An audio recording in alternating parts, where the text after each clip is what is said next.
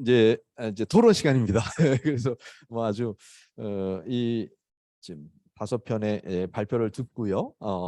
지금 여기 이제 대면으로 참석하신 분들이나 아니면은 그 온라인으로 참석하고 계신 분들이 그 질문을 주시면 우리 발표자들께서 답변을 하시는 거로 하겠습니다. 그래서 질문들을 계속 주시면 모아서 답변을 하는 걸로 하겠습니다. 뭐 생각하시는 데가 제가 좀 생각난 거 먼저 좀 질문을 드려볼까요? 그래서 먼저 답변하지 마시고요. 모아서 좀 해주시면 좋을 것 같습니다. 발표를 들으면서 제가 좀 느낀 거는 이제 외교 안보 분야에서 양국 간에 솔직한 대화를 하면 좋겠다. 이렇게 이재현 선생님 이제 제안을 하셨는데 그다음에 양국 대화를 내실화하자. 굉장히 중요한 말씀인 것 같아요. 그러면 어느 분야에서 이제 어떤 내용을 가지고 할 건가 이제 이게 중요할 텐데 뭐 그중에 특히 미중 갈등이나 지역 질서, 베트남의 경우에는 남중해 문제가 굉장히 큰 문제이고 최근에 와서는 뭐 요소수나 무슨 아주 희귀 물질들 이런 것에 관한 상호 협력 뭐 이런 것들이 나올 텐데 또 해군의 역할도 말씀하셨어요. 그러니까 뭐 이번 정부 들어와서 그 신남방 정책을 계속 유지하면서 그거보다도 더 확대된 그런 정책으로 갈 것 같은데 요런 것은 어떤 좀 더 구체적인 내용들이 뭐가 있을까? 요거를 한번 좀 말씀해 주시면 좋을 것 같습니다. 그다음에 최종호 선생님 이제 발표하신 내용 중에 제가 이제 질문이 들었던 거는 그 노동자들의 그 분규가 노사 분규가 많이 발생하는 게 외국인 투자 기업인데 그것의 원인이 이제 최 선생님 그간의 연구 결과를 보면 실질적 생활 수준에 미치지 못하는 봉급이죠. 근데 베트남 내 기업에서는 왜 노사 빈곤가 많이 발생하지 않을까 이런 생각이 좀 들어요.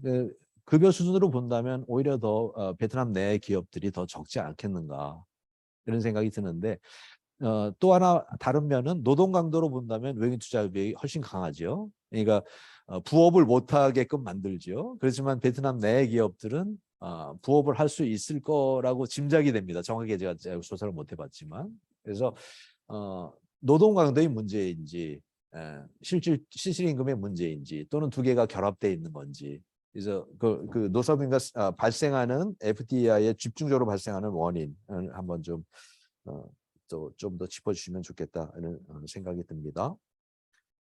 그리고 경제 분야에서 곽선일 선생님 이제 발표하신 것이 아주 명쾌하게 해주셨는데요. 이런 생각이 듭니다. 지금 베트남 이제 발표 중에는 베트남의 전체 산업이 고위기술 투자가 증가하고 있고 그다음에 수출입 베이스에서도 중고위 기술로 전환되고 있다라고 이제 말씀을 하셨어요. 근데 그러면은 베트남이 만약에 수출을 한다면 그게 고급 기술로 올라가고 있다면 누가 하는가의 문제입니다. 그러니까 베트남은 단일한 베트남이 아니라는 것이죠. 예컨대 한국 기업이 가서 베트남 내에서 생산을 해서 중고이 기술의 제품을 세계 시장에 낸다. 그러면 그거는 베트남이 수출입하는데 중고위 기술로 가고 있다라고 하는 것에 일부에 포함되는데 순수 베트남 기업들이 하고 있는 수출입의 그 상황은 어떨까? 즉 다시 말하면 지금 현재 베트남에서 수출의 70%를 외국인 투자 기업이 담당하고 있는데 그렇다면은 이렇게 고위 기술로 가는 것도 역시 외국인 투자 기업이 주로 담당하지 베트남 국내 기업의 발전에 의한 결과는 아니지 않느냐. 그럼 두 개를 구분해 본다면 베트남의 그 성장이 발전이 경제 발전이 굉장히 어떤 베트남 자체의 발전이라고 할 수 있겠는가라고 하는 이런 질문을 좀 던져볼 수 있겠다 생각합니다. 그리고 이제 사회 분야에서 제가 하나 질문이 든 거는 의문이 든 거는 지금 일반적으로 결혼 이주 여성이 한 6만 가정 정도 된다고 알려져 있어요. 근데 통계를 보면 4만 얼마로 나와 있습니다. 그래서 이 두 개의 차이가 어떤 이유인지 그래서 그 이혼하고서 귀환한 사람들의 통계가 잘 잡히지 않은 문제인지 아니면은 이미 한국인으로 귀화했기 때문에 그 숫자가 낮아진 것인지 뭐 그거를 좀 한번 알려주시면 고맙겠습니다. 그리고 뭐 제 분야는 제 거니까 질문이 다른 분들이 질문해 주시면은 감사하겠습니다. 네, 또 다른 분들 질문이 있으시면 뭐 서슴지 마시고 질문해 주시면 함께 발표자들께서 답변해 주시는 것으로 하겠습니다. 네, 박정훈 선생님. 이거는 그 문화 아까 대중문화에 대해서 제가 그 코멘트를 해드리면 지금 이제 그 걸그룹에 대해서 말씀을 하셨는데 요즘에 가장 핫한 그룹 중에 뉴진스라고 있습니다. 뉴진스의 그 리더가 팜 응옥헌이라고 한이 여기서는 한이라고 이제 활동명이 있는데 그 원래 이제 다른 제가 자꾸 무슨 아이돌 덕후처럼 이렇게 생각하고 있는데 그 다른 걸그룹들의 예시를 보면 이제 뭐 외국계 멤버들이 뭐 주변에 머물거나 아니면 뭐 그냥 활동을 그렇게 많이 안 하는 약간 좀 이제 변방에 위치했는데 그 한이 같은 경우 그걸 리더입니다. 리더가 되고 그리고 이제 지금 뭐 예를 들어서 뮤직비디오 뭐 이제 그 유튜브에 뭐 상영 횟수나 뭐 거의 한 1억 계속 뭐 몇 천만 부 지금 이제 1억 뷰가 이제 다 돼가는데 대부분 이제 한국의 젊은이들이 한이가 베트남인지를 모르고 근데 베트남인지를 알고 이제 한이가 적극적으로 자기가 베트남인이라 그런 얘기를 하니까 베트남에 대해서 엄청나게 이제 긍정적인 어떤 영향력을 선한 영향력을 행사를 하고 있더라고요. 그러니까 한이가 또 가창력이 제일 좋거든요. 그래서 거기는 예 그래서 아무튼 거기서 한번 그 생각을 해주셨으면 그 영향력이 좀클 겁니다. 대중문화에 대해서. 감사합니다. 아이고 우리 같이 있는데 왜 미리 말씀을 안 하셨어요? 그다음에 또 다른 질문하실 분들 계시면 질문해 주시기 바랍니다. 현 선생님, 네. 저는 돌아가면서 한 분씩 다 드리겠습니다. 일단은 이재현 선생님 발표 너무 재밌게 들었고요. 해군의 역할하고 해양 경찰의 역할에 관한 이야기를 좀 하셨는데 사실 우리가 바다로 나가는 게 좀 위험하지 않을까요? 저는 중국이 아무래도 남중국해를 생각하다 보면은 해양 경찰과 해군과의 협력이 결국은 오히려 중국과의 직접적 충돌로 이어지거나 갈등으로 이어지지 않을까라는 걱정이 조금 들어서 질문을 좀 드리고 싶었고요. 그리고 최수홍 선생님 아까 발표하실 때 제가 좀 약간 인상적으로 들었던 게 우리가 이제까지 너무 경제적 관계 중심으로 베트남 한별 관계를 바라본 게 있었기 때문에 그러니까 역사적 그런 걸 빼고요. 그래서 그게 이제 과연 뭐 문화적 관계나 다른 패러다임, 그러니까 다른 관계 중심으로 갈 수 있는 전환의 계기가 있을까라는 생각이 저는 좀 약간 부정적으로 들어서 선생님 어떻게 생각하시는지 여쭤보고 싶었고요. 박성일 선생님께서는 아까 이거는 최수홍 선생님이랑 곽성일 선생님께서 같이 공감하신 문제인데 고급 인력 부재 그리고 고급 인력을 키우려는 노력의 부재 그래서 베트남이 과연 의지가 있는가에 관한 이야기를 많이 하셨는데요.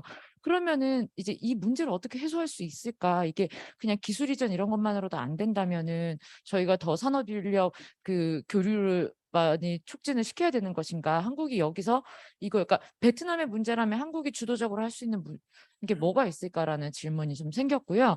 배경훈 선생님 같은 경우에는 이건 곽선일 선생님하고 같이 질문이 될 것 같은데 아까 제일 처음 보여주신 그 한국하고 베트남 간의 그 이주민하고 그 인적 교류 측면에서 이렇게 그 데이터를 보여주셨는데 위에 두 그래프에서 보면은 2019년 이후 한국에서 베트남 가는 사람 그리고 베트남에서 한국 오는 사람이 2019년 이후로 감소를 해요. 그래서 왜 2019년 이후부터 감소를 했는지 그 부분이 질문이 있고요. 그리고 이완 선생님께 드리고 싶은 질문은 저도 이제 K-팝을 미친 듯이 따라다니면서 느끼는 건데 왜 우리나라에서 아까 뉴진스 빼고 사실은 베트남하고 그렇게 문화적 유사성을 그렇게 많이 이야기함에도 불구하고 왜 우리나라에서는 베트남계 아이돌이 없는가? 특히 남자 아이돌은 왜 없을까요? 저는 그 부분이 정말 궁금합니다. 다들 너무 고생하셨습니다.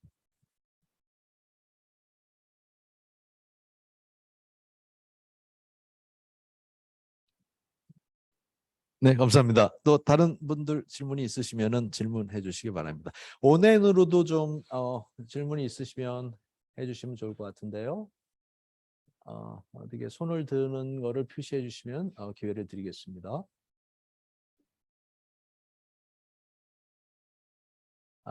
질문이 없으신 것 같은데요. 광선희 선생님, 네, 예, 질문해 주세요. 예, 전 좀 정치 외교하는 이재현 박사님과 우리 최송 교수님께 좀 질문을 드리고 싶은데요. 제가 지금 가장 고민하는 게 뭐냐면 양국 협력을 하는 데 있어가지고 베트남이나 우리나 어떻게 보면 미중 사이에서 상당히 선택을 강요받을 수도 있는 아직 강요하고 있지는 않지만 강요받을 수 있는 그런 입장이라고 생각을 하거든요. 그래서 양국 간의 협력을 할 때 외부 특히 강대국들이 제안하는 유인들에게 흔들리지 않으려면 우리 나름대로의 그 협력 원칙이라 그럴까 이런 걸 만들어야 된다고 저는 생각을 하는데요. 그래서 저희들이 좀 고민을 많이 하면서 제가 지금 만들려고 노력을 하고는 있는데 뭔가 제안을 할 게 없을까 고민을 하고 있지만 뚜렷하게 지금 떠오르는 게 그렇게 마땅치는 않더라고요. 그래서 혹시 교수님들과 또 이재현 박사님께서 생각하시는 양국 협력의 원칙이라고 들 수 있는 내용들이 뭐가 있을까에 대한 좀 제언을 해주시면 감사하겠습니다. 뭐 굉장히 큰 질문이기도 하고 굉장히 중요하네요. 예. 또 다른 분들 질문 있으시면 해주시기 바랍니다. 네. 네. 그러면은 이 정도로 해서 좀 발표자들께서 답을 하시겠습니까?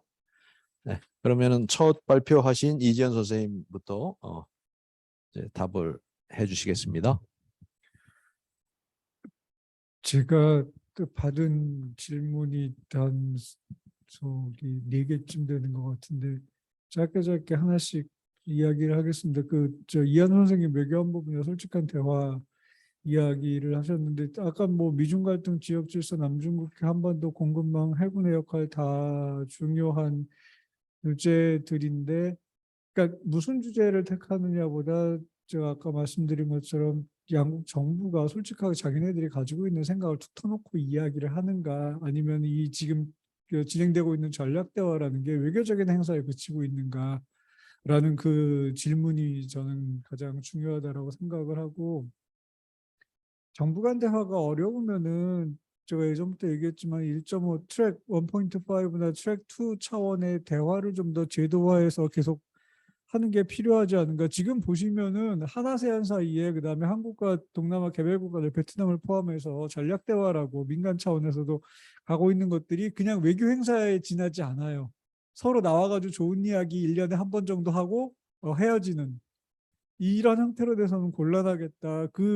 아까 현신영 선생님 뭐 이렇게 한국의 역할 이야기를 하셨는데 이런 식으로 전략 대화라는 게 진행이 돼가지고는 외교적인 차원에서 한 발도 못 나간다라는 생각이 되게 많이 들거든요. 그리고 이거를 트랙 2나 트랙 1.5에서 극복하기 위해서는 대화 자체도 중요하지만은 그 대화를 통해서 연결된 네트워크를 가지고 전략 문제에 대한 공동 연구로까지 나가면은 그 사람들 사이에 인식 공동체가 만들어지고 그 인식 공동체의 아이디어는 양국에서 정부가 바뀌더라도 계속 제도적으로 연결이 될 수 있거든요. 그래서 그 부분이 되게 중요하다. 지금 한아세안 트랙 1.5의 전략대화 외교원에서 아세안 ICS랑 하는 게 있는데 그것도 보면 1년에 한 번 정도 만나가지고 좋은 얘기하다가 끝나는 건데 거기에 조금 더 재원을 투입해서 거기를 기점으로 해가지고 1년의 전략 문제나 외교 안보 문제에 대해서 연구 프로젝트 같이 몇 개가 돌아간다면은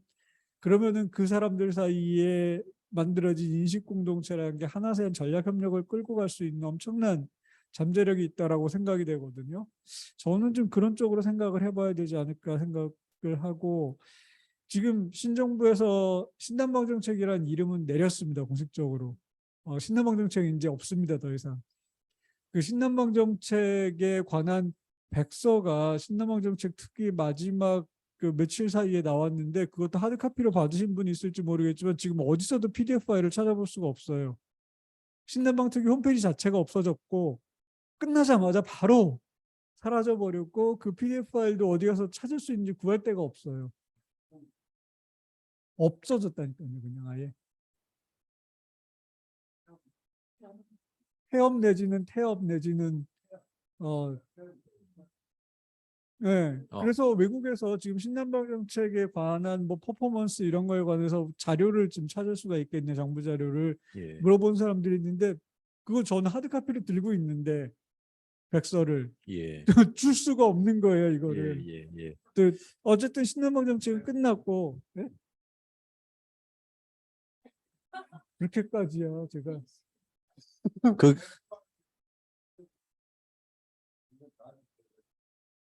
아, 못 받으셨어요?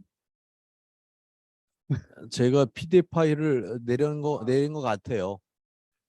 예, 근데 영어로 돼 있지 않고 한국어로만 돼 있죠. 영어로도 나왔나요? 한국어로는 이만한 책이 있고요. 예. 영어로는 그 서머리 버전 요만한 게 있어요. 아, 그렇군요. 네. 예, 예. 근데 그러면 어쨌든 이제 다시 우리가 더 배포하기로 합시다. 예. 다시 이야기로 돌아가면서 신남방 정책은 끝났고 인태 전략으로 바꾼다고 그러는데 지금 문제는 뭐냐면 저는 하는 이야기가 인태 전략을 지금까지 신남방 정책이 만들어 놓은 퍼포먼스가 있으니 그거 위에서 확대하는 방향으로 인태 전략을 가져가라 라고 이야기를 하는데, 그리고 외교부에서도 그런 생각들을 많이 하는데 지금 인태 전략을 만드는 걸 담당하고 있는 데는 북미국이고, 그렇죠? 미국을 담당하는 북미국이고, 이 사람들도 혼선을 겪고 있는 게 위에서 어떤 지침이 안 내려온다는 거죠. 어느 방향으로 가라.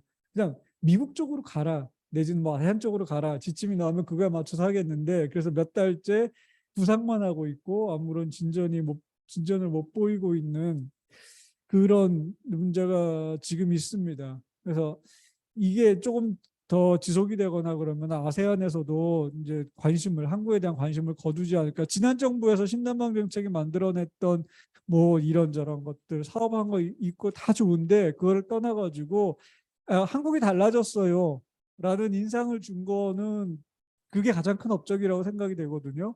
근데 그거를 이제 100일 만에 말아먹는 상황이 생기는 거죠. 그러면 이거는 이제 영원히 다시 일어서지 못하는. 술 마시느라고 같이 말아먹었는데 별로 잘 모르는. 술에 타서 같이 먹으니까 인식이 안 되는 거죠.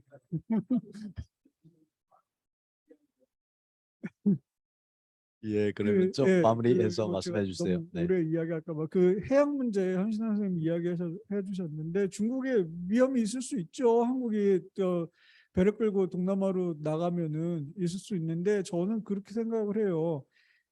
그 세계 군사력 5위, 경제력 10위, 소프트 파워, 그다음에 이노베이션 파워로 1위 하는 나라가 중국이 무서워서 미국이 무서워서 우리가 하고 싶은 것들을 힘을 투사할까? 우리가 무슨 군사적으로 어디를 점령한다는 게 아니라 우리의 영향력과 힘을 투사할 수 있는 거를 못한다? 이거 바보죠. 그러니까 이미 바보 소리를 많이 듣고 있고요. 한국은 그 정도 사이즈와 그 정도의 힘을 가지고 왜 아무것도 안 하고 앉아 있니? 라는 이야기 되게 많이 듣거든요.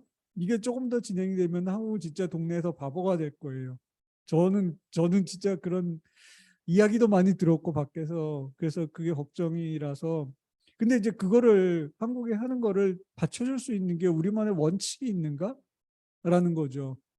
그 원칙은 한두 번 우리가 떠든다고 해서 되는 거.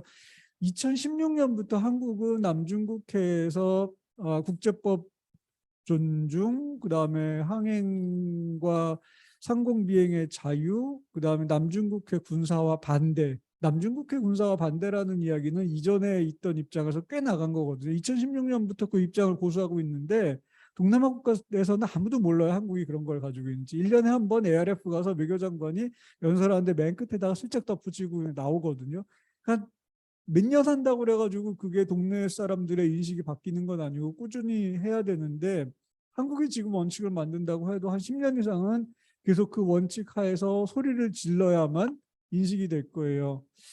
그 원칙을 가지고 있으면은 해군이 나가는 건 아무 문제가 없다. 그 한국 해군은 제 생각엔 좀 한계가 가지고 있는 게 미국은 해군이 하는 역할이 미국의 지상군이 어디 가서 작전을 하는데 그거를 서포트하는 거거든요. 항공모함에 비행기하고 사람들 실어 갖다 놓고 하는 그런 역할인데 우리나라에서 해군이 하는 역할은 그냥 해안선 지키는 정도에서 지나지 않아요. 그러니까 해군이 살아갈 수 있는 방법은 군 차원에서 국제 협력을 하는 거를 해군이 주도하는 역할을 해야 된다라는 좀 생각이 있고, 뭐 우리가 또 군사력을 투사한다는 게 아니고, 저 곽성일 박사님 이야기하신 미중 사이에 끼인 국가들 압력을 받을 가능성이 있다. 이미 강요당하고 있어요. 실제로는 드러나지 않아서 그렇지 이미 강요당하고 있고 엄청난 프레셔가 있고 한데 그거를 이제 우리가 압박을 받고 있다라는 거를 대외적으로 이야기를 안 할 뿐이죠. 정부 차원에서 받고 있는데 중소국가들, 한국과 베트남 사이의 중소국가들 사이에 한국 아세안도 마찬가지고 협력의 원칙은 제 생각 무엇을 이야기해야 될 것인가는 우리가 뭐 어떻게 하자라는 구체적인 것보다 구체적인 거를 만들어내기 위해서는 우리끼리 대화를 더 하는 게 필요하다. 미국이나 중국하고 협력을 안 하겠다. 저기 그 다리 불사지르고 할 필요는 없지만은 그들과 협력을 하면서도 1차적으로는 한국, 베트남 또 나가서 한국 아세안하고 먼저 우리끼리 내밀한 이야기를 하고 공동전선을 만드는 게 강대국에 대해서 그게 이런 전략 대화들에서 해야 될 우리가 강대국을 개별적으로 넘어서기는 대단히 어려운 이야기고요. 하나세안이 힘을 합친다고 해도 넘어서기는 어려운 이야기인데 최소한 하나세안이 공동전선을 폈을 때 우리 강대국의 압력을 조금이라도 더 버티고 우리의 이걸 조금이라도 더 확보할 수 있다는 차원에서 그런 차원에서의 협력을 할 필요가 있는 것 같아요. 전략적 협력. 드리고 예. 그러니까 노사분규 원인에서 왜 베트남 기업은 분규가 적냐? 사실은 한 85%에서 90%가 다 해외 투자 기업이거든요. 근데 이제 일단 혼동을 하시면 안 되는 게 베트남 기업이 급여가 적다? 아니에요. 그거 확실하지 않아요. 기업마다 다르고 전체로 보면 오히려 공정업종에서 베트남 쪽이 더 많다라는 통계도 많이 있어요. 그러니까 우리가 가서 예를 들면 뭐 큰 의료기업이나 이런 데 돈 많이 주는 게 아니고 사실은 많은 사람을 고용하고는 있지만 그게 확실히 내가 보기에는 개찐 도찐이에요. 거의 비슷해요. 그다음에 왜냐하면 그 자본의 논리에 따라서 그 이윤도 비슷하고 비용도 비슷하기 때문에 거의 비슷하다. 이게 맞고요. 그다음 또 하나는 단 하나 베트남은 좀 시골에서 많이 생산을 할 수가 있어요. 걔들은. 그러니까 그거는 시골은 임금이 좀 낮거든요. 그 부분은 있을 수 있는데 전체적으로는 한국 기업들이 주장하는 만큼 급여가 적은 건 아닌 것 같고 노동 강도가 세다는 것도 확실하지 않아요. 사실. 같은 일을 하고 8시간 노동법이 있기 때문에 뭐 한국 기업이 막 더 쥐어짜고 막 더 감시하고 할 수 있는 구조가 아니에요. 그래서 그 옛날에 제가 얘기했던 건 사회주의 시절과 개혁개방 이후를 얘기한 얘는 그 차이가 엄청나게 있는데 지금 그게 이렇게 차이가 나지 않는다. 근데 왜 똑같은 조건, 경제적 조건, 정치적 조건이 비슷한데 왜 그러냐? 제가 보기엔 가장 큰 문제가 노무 관리 문제인데 그 노무 관리의 핵심이 뭐냐면 소통 문제거든요. 외국 기업은 소통이 잘 안 돼요. 그래서 이제 그걸 얘기 좀 긴데 어쨌든 소통이 제일 안 되는 문제. 왜 그 사람들끼리는 뭔 일이 일어나면 서로 왜 그래? 그러고 모여가지고 얘기하고 다 할 수 있어요. 근데 우리는 그게 잘 안 돼서 한 다리 건너서 해야 되고 이게 가장 큰 문제가 같고요. 현신혜 선생님 질문은 이제 너무 경제 관계에서 사회문화적 관계로 이제 좀 이렇게 관계가 전환되거나 오래 갈 수 있지 않느냐. 저는 일단 한국과 베트남은 경제 관계로 묶인 관계예요. 이렇게 베트남에 좋고 다낭이 좋고 그다음에 한국과 뭐 베트남 전에 뭐 인연이 있고 그 인연은 악연인데 그죠? 그리고 또 하나는 베트남의 그 사람과 우리가 뭐 문화가 비슷해서 이런 건 저는 아주 부수적인 변수라고 생각해요. 경제 관계 때문이에요. 딱 경제에 맞았기 때문에. 근데 이제 그런 의미에서 제가 본 경제 관계가 쪼그라들면 한 베트남 관계 쪼그라들어요. 그런데 정말 이제 그런데 계속 그 경제 관계로 유지가 될 거냐? 이제 그랬을 때 만약에 경제 관계가 쪼그라들면 베트남으로부터 한국으로부터 오는 건 많아지겠죠. 계속 지속되겠죠. 우리 저 미국이나 일본 옛날에 이주하듯이.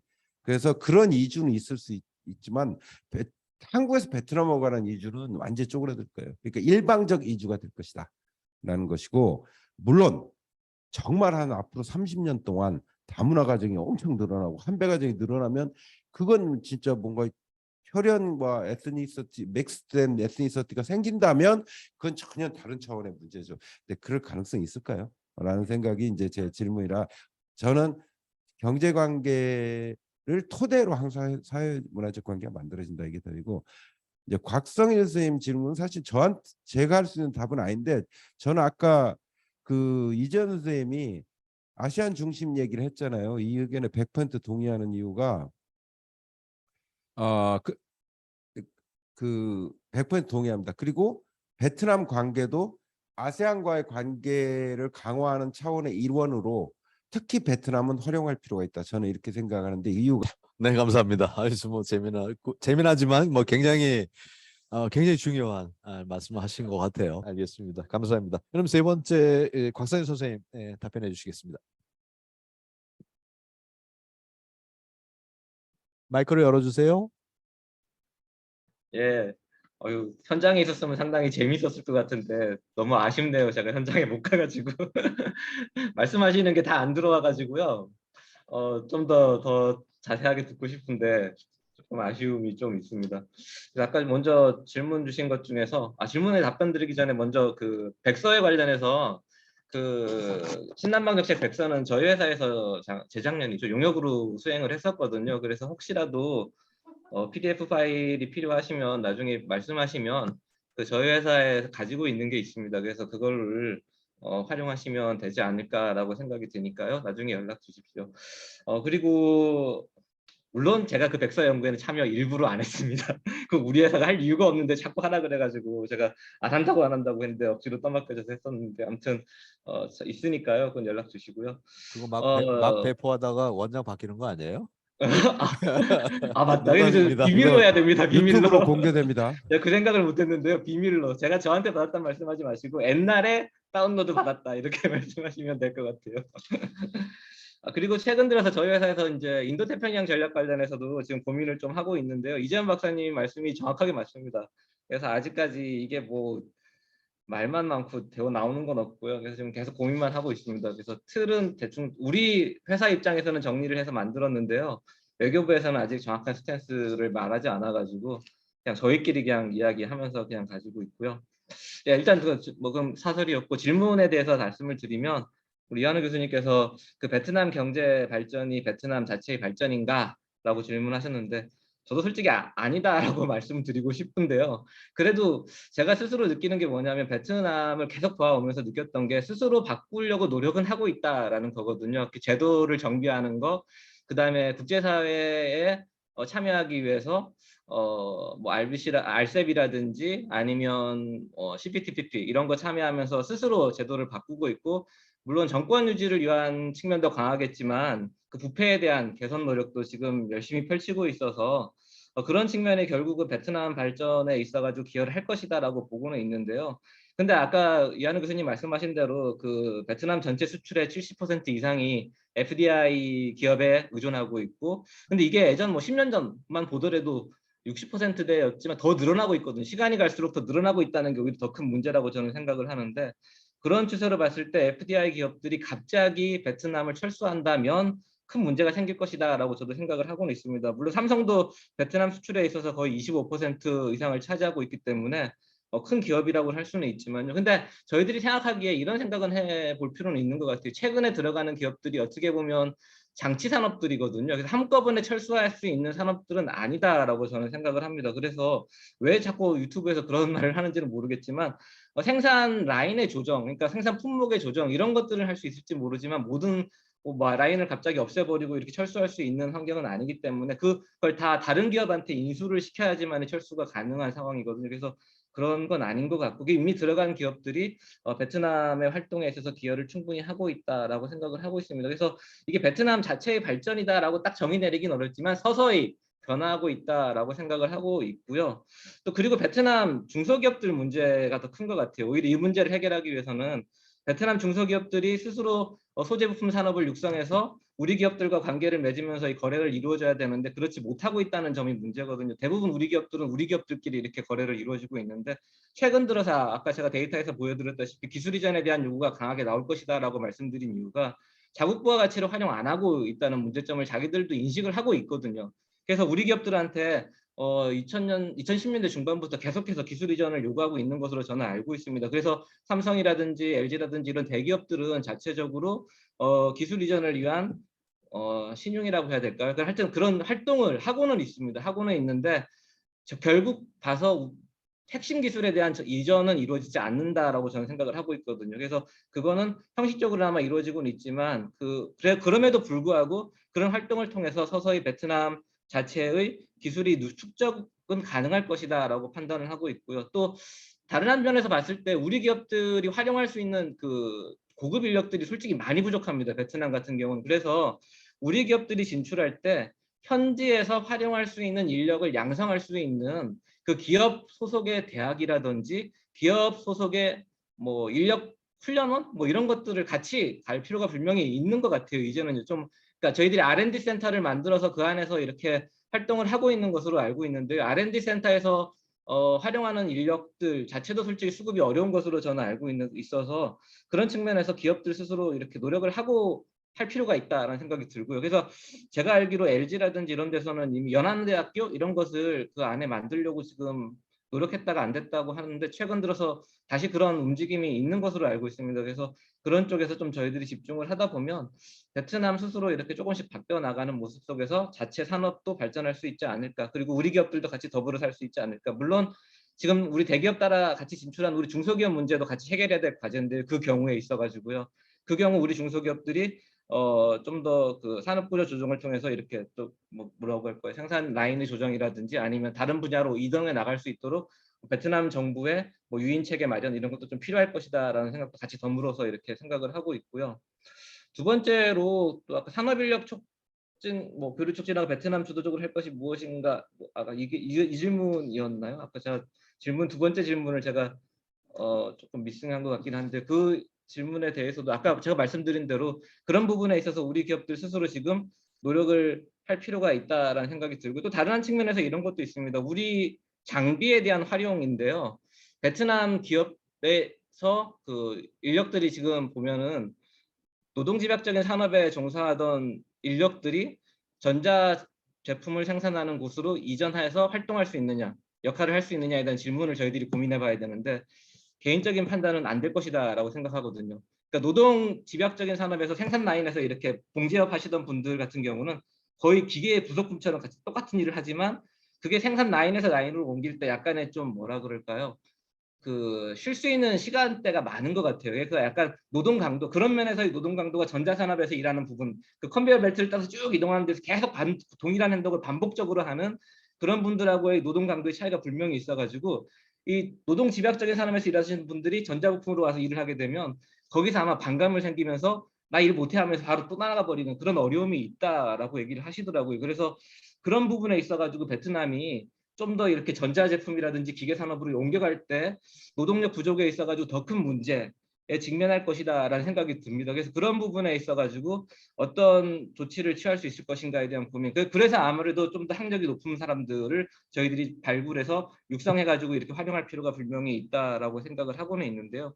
그런 측면에서 봤을 때 우리나라에 와가지고 그 산업인력 으로 왔다가 돌아간 사람들을 적극적으로 좀 활용할 필요가 있지 않을까 생각은 드는데 그분들이 제대로 베트남 분들에 대한 평가가 한국에 오면 안 돌아간다고 해가지고 약간 불법 체류로 넘어간다고 해가지고 요새 베트남 TO를 많이 줄인 것으로 알고 있습니다. 그래서 많이 줄여버리는 바람에 그런 측면에서 봤을 땐 또 그 활용할 수 있는 게 또 막혔다라는 생각이 좀 들거든요. 그런 측면에서 봤을 때는 저희들이 좀 더 좀 전향적으로 이 불법 체류에 대한 걸 어떻게 관리할 것인가에 대한 체계를 좀 더 확실히 하고 베트남 인력들에 대한 그 산업 인력으로서의 활용에 대한 것도 같이 좀 고민할 필요가 있지 않을까라는 생각을 하고 있습니다. 그래서 좀 더 여러 가지로 좀 베트남과는 좀 고민할 게 많은 것 같습니다. 네, 이상 제 답변을 마치도록 하겠습니다. 네, 감사합니다. 그 곽상현 선생님 발표 그 자료 중에 보면은 그 박린하고 타이구엔에 가장 많은 투자가 들어간 걸로 나오는데 삼성 때문에 이제 그런 것 같아요. 예, 네. 그 숫자로 보면은 다른 남부가 아무래도 더 많은데 예. 지금 베트남 전체로 보면 북부에 한국인 투자가 더 많이 들어간 걸로 볼륨으로 보면 그렇더라고요. 금액으로 보면 그런 금액으로 투자 그렇죠. 금액으로 예, 보면 예, 네. 그렇습니다. 예. LG도 그렇죠. 예, 예. 그렇죠. 예. 그다음에 저 사회 분야에서의 답변을 백용훈 선생님께서 해주시겠습니다. 네, 질문에 대한 답변을 짧게 드리겠습니다. 아마 그 지하우 선생님 질문이 이제 통계 수치와 관련된 부분인데 저도 그걸 계속 확인하는 작업으로 이 보고서에 데이터를 넣을 때 상당히 어려움을 겪었는데 저는 그 법무부의 출입국 외국인 정책 통계 연보랑 통계 월보 자료를 받고 거기서 이제 뭐 중국이랑 이제 베트남이랑 이렇게 국가별로 이제 결혼 이민자의 수가 어느 정도 되는지를 이제 이 순서상으로 이제 보여주는 그 지표를 기준으로 역추적하는 과정으로 이걸 정리를 했습니다. 그래서 제가 본 데이터로는 4만 명 조금 넘는 수치가 되는 게 맞다고 이제 보는 것이고 이게 그 체류 자격별로 이제 그 추적을 해서 들어가 보면 이제 F2랑 뭐 비자 자격이 F2랑 F5랑 F6가 이 결혼 이민자 뭐 국민의 배우자 이제 이걸로 잡히는데 이제 F2는 거주 자격이고 F5는 영주 자격이고 F6가 결혼 이민의 자격입니다. 근데 나중에 최근에 이제 F2가 없어지고 F6로 다 이제 통합이 되는 이제 그런 과정에 있는 거고 이제 그걸 기준으로 보면 42,000명 정도 된다는 거고 근데 보면 이제 귀화한 인구나 이런 걸 다 치면 뭐 5만 명, 6만 명 가까이 되지 않을까 싶은데 이제 귀화가 보면 3,000명 정도이고 이제 혼인 단절이 700명 정도 이렇게 나옵니다. 그래서 4만 명 조금 넘는 수치로 보는 게 맞지 않냐 하는 그런 생각이 들고 그다음 현신혜 선생님 질문은 이제 그 그래프에 보시면 그게 방문객 수였어요. 그래서 단순 방문객 수이기 때문에 2019년에 고점을 찍고 이제 코로나 때문에 2020년에 급격히 감소한 그 이동 제한으로 인한 그 영향으로 보시면 될 것 같습니다. 이상입니다. 네, 감사합니다. 마지막으로 문화 분야에 관한 것인데요. 박정호 선생님 좋은 정보를 주셔서 감사합니다. 저도 그 노래를 찾아서 들어보겠습니다. 그리고 현신혜 선생님 지적하신 왜 남성들 아이돌은 없을까? 제가 혹시 기회가 되면 그 에이전시라고 그러나요? 뭐라 그러죠? 그런 걸그룹이나 응? 그런데 기르는 사람들, 기르는 기업, 아니 그러니까 기른다니까 좀 이상하네. 육성하는 그런 기업들 관계자를 혹시 만나게 되면 한번 좀 확인해 보겠습니다. 고맙습니다. 역시 또 이제 베트남 내 한인 사회의 미래 이런 거를 이제 최 선생님께서 이제 언급을 하셨는데 한배 가정인데 베트남 내에 거주하는 가정들. 이것도 이제 앞으로 굉장히 중요하다 싶고, 근데 한동안 그 그러니까 결혼 위주로 해서 한국에 왔다가 그 파혼을 하고 이혼을 하고서 베트남으로 돌아간 그 엄마와 자녀와의 관계 이런 것도 굉장히 중요하게 관심들을 가졌었는데 최근에 와서 또 계속 관심을 갖고 있나 모르겠어요. 그것도 중요한 부분이죠. 예. 남부 지역에 특히 더 많은 것 같아요. 예. 그래서 그 문제도 조금 더 주의 깊게 앞으로 봐야 될 거라고 생각이 됩니다. 네, 여기까지 해서 저희들 발표와 토론을 마쳤습니다. 그래서 혹시 정말로 이거 질문 안 하면 안 되겠다고 싶은 것이 혹시 있다면 해주시고 한 분 정도 질문 정도 아니면 이걸로 해서 이번 세션을 마치겠습니다. 발표해 주신 선생님들 너무나 감사드리고 토론해 주신 선생님들께도 깊은 감사를 드립니다. 역시 제가 앞에서 베트남 전문가들만 모셨다 그랬는데 정말 만족스럽게 이 라운드 테이블이 진행된 것 같습니다. 네, 감사합니다. 이것으로 마치겠습니다.